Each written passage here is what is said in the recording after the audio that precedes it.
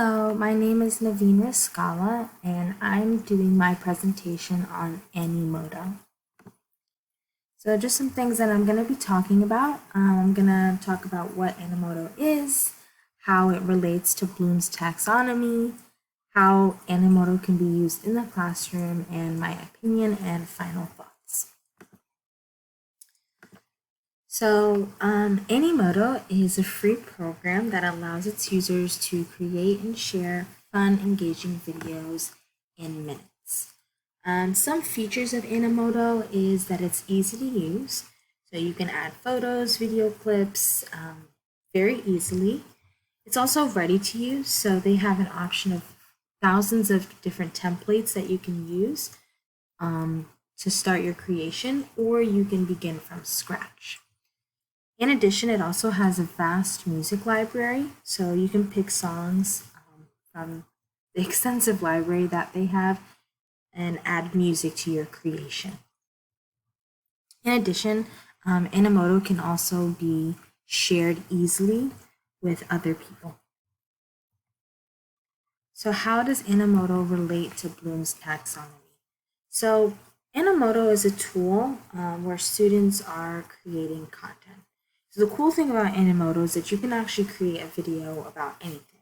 So it kind of gives students and teachers the freedom and creativity to use the app how they see fit.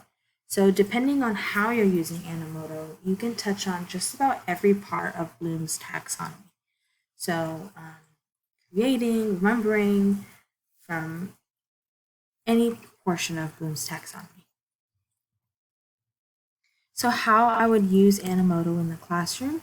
So kind of like I used for the first discussion, Animoto can be used in your introductions, final projects, checks for understanding, presentation, instructions, book reports or trailers, lessons to be used as micro videos or newsletters.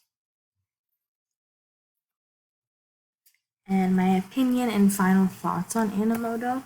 So I think Animoto is honestly a great tool that can be used in the classroom.